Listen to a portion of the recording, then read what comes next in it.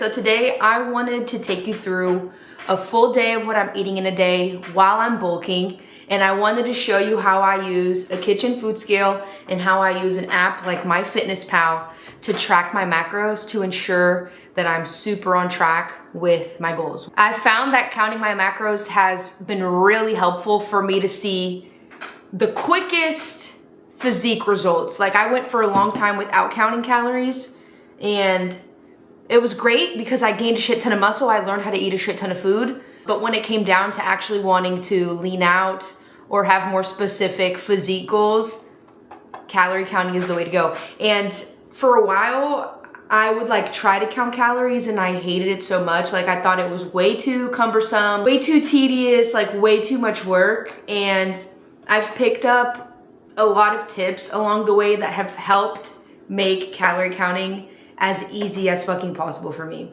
So today I'm gonna show you what I'm eating, and I'm gonna talk you through how I use a scale, how I use a calorie counting app, and also 7 tips that I picked up along the way to make calorie counting as simple and as seamless as possible. So first, I should probably take you through what a kitchen scale is. So this is what a kitchen scale looks like. You can find one on Amazon. I think they're at most like 15 bucks, but you can see that mine has 2 buttons. It has an on button and a tare button, and then it has a unit button. The tare button zeroes out the scale, so whatever weight is on it gets zeroed out, and that just makes sure that you only see the amount of food that you're putting on your plate or taking out of the container. And then the unit button toggles between different units of measurement, so like grams, ounces, fluid ounces, milliliters. Typically, I stick with grams for everything, and then I do ounces for meats. Some people like to count their calories using measuring cups, but these tend to be pretty inaccurate, so I tend to really like sticking to using my kitchen scale. Okay, then there's MyFitnessPal. If you download the app, it's pretty intuitive. Like, it takes you through how to set up your calories and stuff. I tend to not base my caloric goals on the goals that MyFitnessPal calculator creates, because it like takes your height, your sex, and your goals, and it tells you how much it thinks you should eat. But any type of calorie calculator tends to be wildly inaccurate. I can do a separate video on how to calculate your own calories, but for today, this is MyFitnessPal. I'm gonna be eating, try to eat 2,600 calories today. I'm probably gonna be more in the 2,400 calorie range. And I know that because I took the liberty of already putting everything that I'm gonna be eating today into the calorie counting app. So this is my breakfast for today. My lunch, I'm gonna have the same dinner as I had for lunch. Snacks are down here. Yeah. And that brings me up to 2,475, which is right where I want to be for the day. But yeah, the cool thing about calorie counting apps is they already have a bank of foods. So all you have to do to add a food into whatever you're eating is search for the food. For example, milk. I click on the milk, and then you put the quantity of milk that you drink, and it'll tell you how many calories, carbs, fats, proteins is in it. And it makes it so easy to stick with your macro goals. But with all that being said, I want to now show you how I use the scale and to make my breakfast this morning. So let's get it.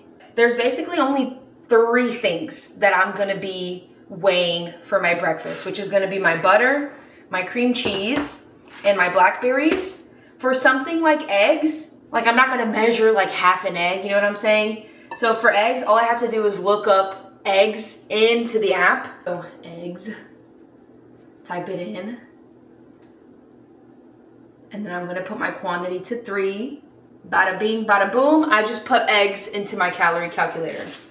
For something like bagels, I'm gonna be having a whole Thomas blueberry bagel. 1 bagel, according to my packaging, is 280 calories.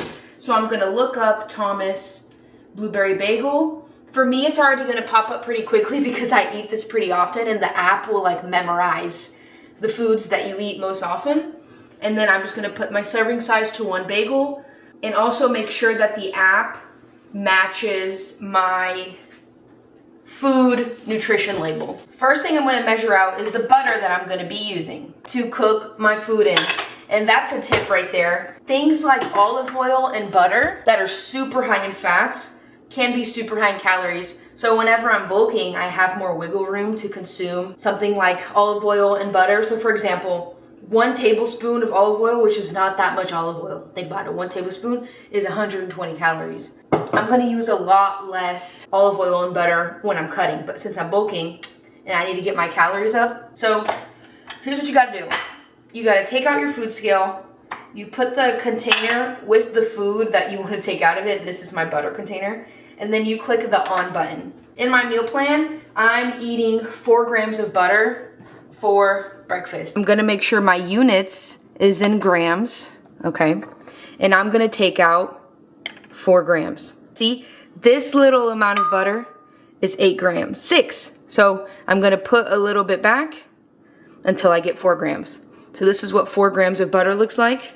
I'm gonna put that into my pan so that I can fry my 3 eggs. You see how easy that is? I weighed out 4 grams, put it into my calorie counting app, and now I'm gonna measure out 100 grams of blackberries. To weigh out my blackberries, I'm actually just gonna put a bowl on the scale. I'm gonna tare it, so now it's to 0 grams. And then I'm gonna pour blackberries into my bowl until I get to 100 grams. So that's 112, that's about right. But that's another tip, right? Calorie counting is supposed to make our lives easier. It's just supposed to help us get closer to the amount of food that we're eating. So like, if this is 112 grams of blackberries, and minus 2 blackberries is 112, like girl, that's pretty damn accurate. You're not gonna eat 1,000,000 extra calories from having 2 extra blackberries, because blackberries are fruit. They're high in fiber, they're low in calories. Whereas with something like olive oil, the difference between 12 grams can be huge because olive oil is such a calorically dense food. The last thing I'm gonna measure is my cream cheese and put it on my bagel, and my breakfast will be complete. So same thing here, put the container on the scale, and I'm gonna take out 20 grams of cream cheese.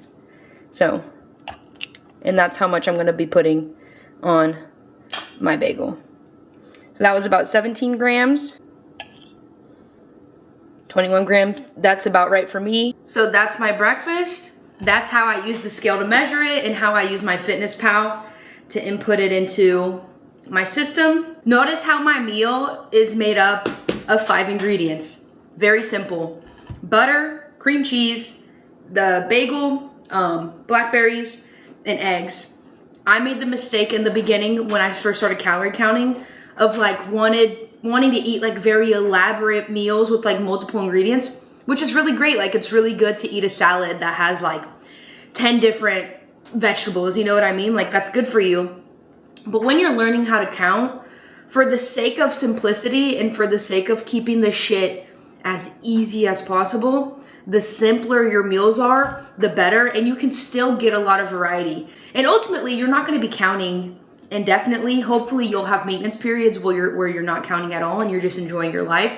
But for the purpose of like bulking, cutting, reverse dieting, it's just such a great tool so that you can understand what's in your food. I also wanted to show like how much food you actually get to eat while still being healthy, while still being fitness. So this breakfast is 637 calories, and I'll see you at lunchtime. Okay, what up? It is now officially lunchtime, and I had already put into my calorie calculator, into my FitnessPal, that I was gonna have for lunch rice, beans, ground beef, olive oil, and broccoli. I have the rice and the beans here already prepped. I'm not in the mood to cook ground beef, but I got these. The macros are really good. These real good lightly breaded chicken strips. 23 grams of protein per serving and 3 grams of carbs per serving. A serving size is 4 ounces and it's only 160 calories for 23 grams of protein, 6 grams of fat. This is actually such a find. I got this at Costco.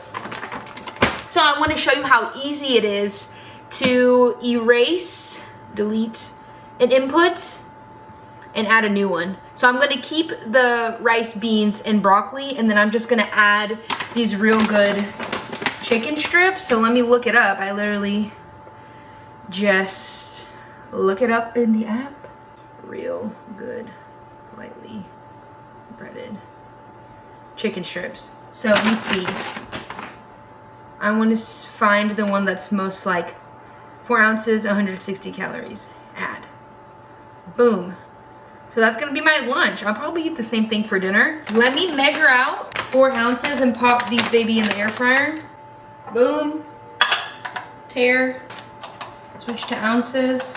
Okay, I'm gonna do 5 ounces because I'm feeling crazy. So change to 5 ounces. And this is what 5 ounces looks like. Honestly, that's quite a bit of chicken, in my opinion. And then I wanted to tell you how I measure my beans and my rice. So this is what I do. I cook my beans and my rice from scratch.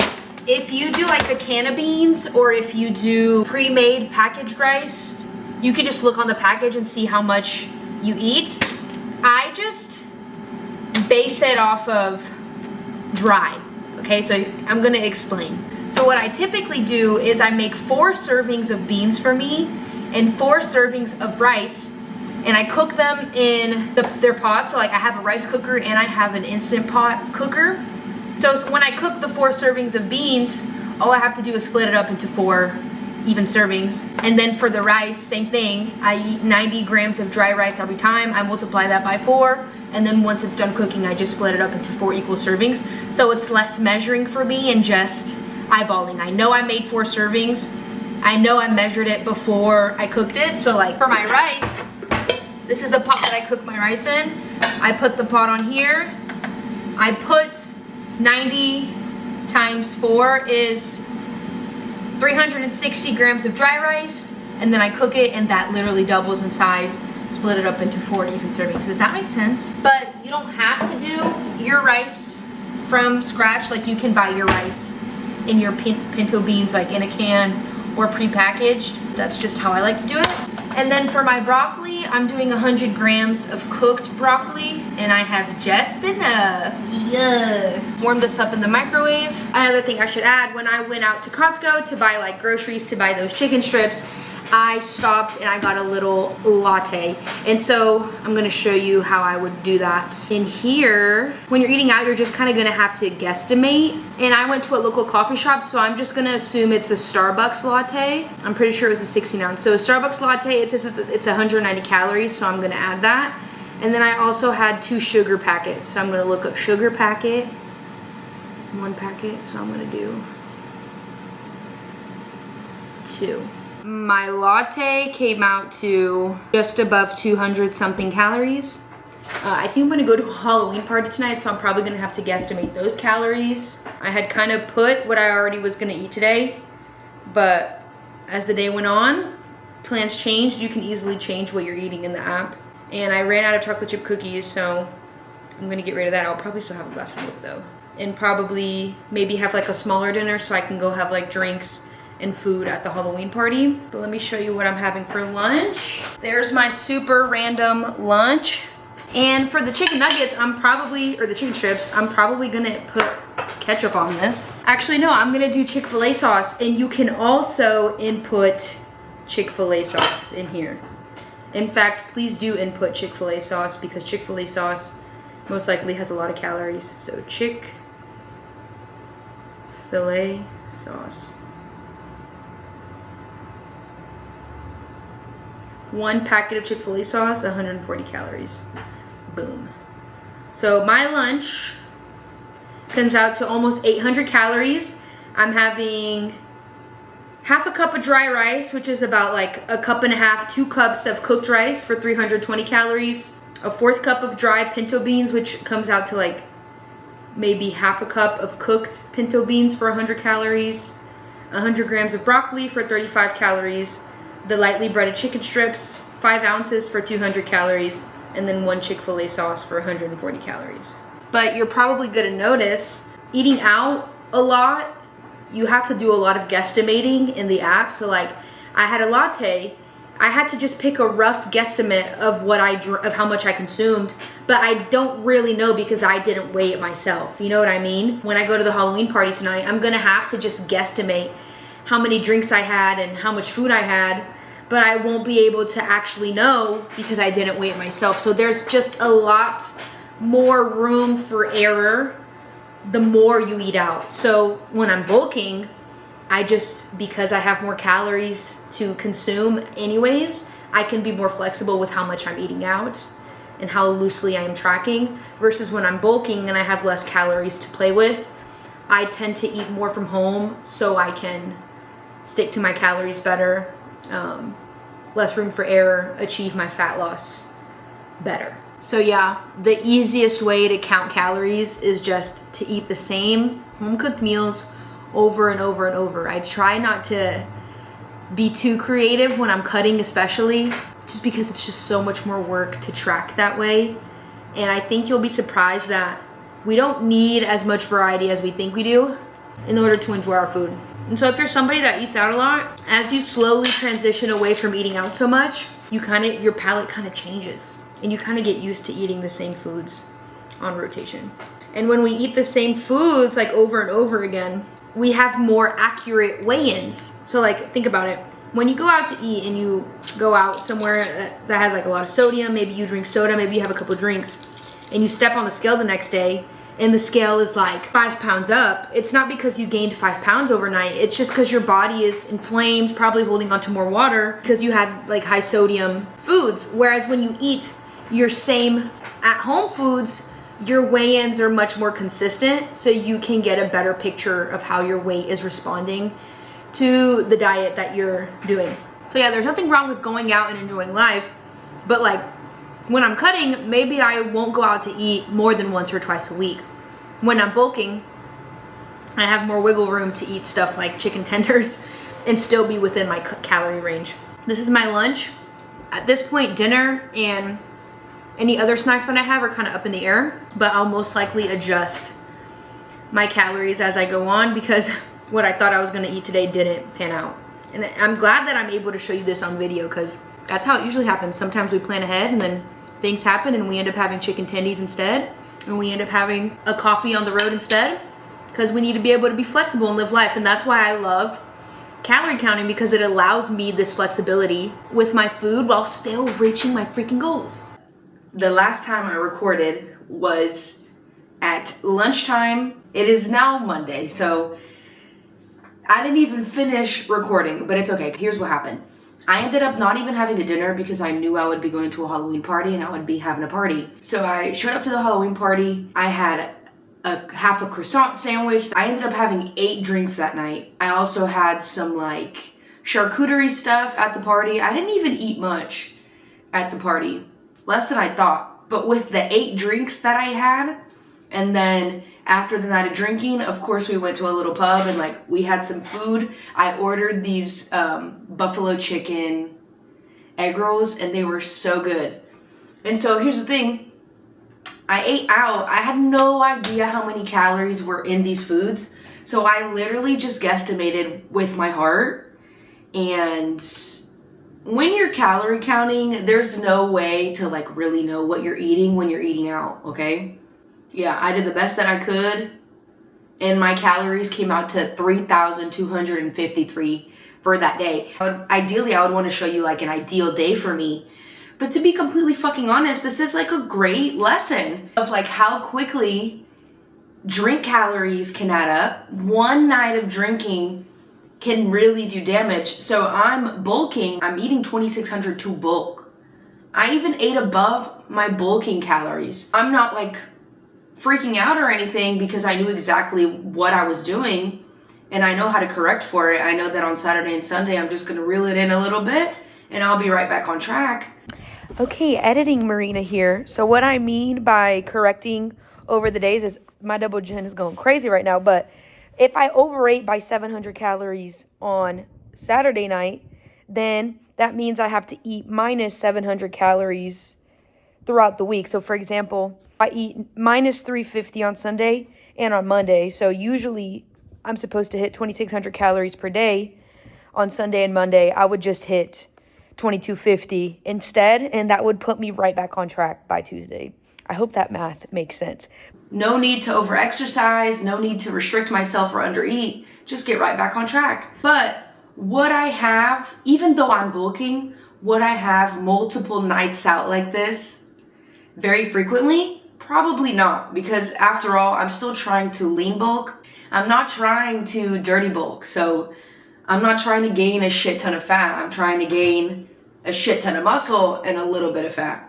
But yeah, I knew I was gonna do some damage, but I hadn't tracked like a night out in a while. So I was honestly impressed with how much I was able to consume. I ate almost 700 calories over my surplus. So that means I was probably like in like 1,000 calorie surplus. That's how much damage you can do on one day with a night out. Like I said, when you're eating out, maybe keep it to a minimum. Do your best to track with your heart. When in doubt, overestimate, like assume that you're eating more than you are, because you probably are. One night out drinking, maybe 1 to 4 times a month for me is more than enough to keep me on track, but also keep me socializing and having a good time and enjoying life without overdoing it. That's for you to decide how much you can go out and still reach your goals. But yeah, that's everything that I ate in a day. Editing Marina again. The longer that you track, the more you start to memorize the foods that you're eating. And if you're eating the same foods over and over, even better. Because after a while, you might not even need to track as precisely, because I know damn straight that every time I eat 90 grams of dry rice, that's 320 calories. Every time I eat 35 grams of pinto beans, that's 100 calories. And you just start memorizing it, and it just becomes so much easier. So yeah, once you track for like 2 to 4 weeks, you just start memorizing shit. You become a little calorie computer. That's how I track it on my FitnessPal with a scale and both without a scale. Obviously, your best bet is going to be cooking from home when you're trying to macro count. It's going to be better for your health anyways, better for your goals, etc., etc. If you found this helpful, please show me that you like it by subscribing, liking, sharing it with a friend, commenting down below. Any questions that you have or anything you'd like to add, we can all help each other in the comments. And that's all I have for today. Yeehaw!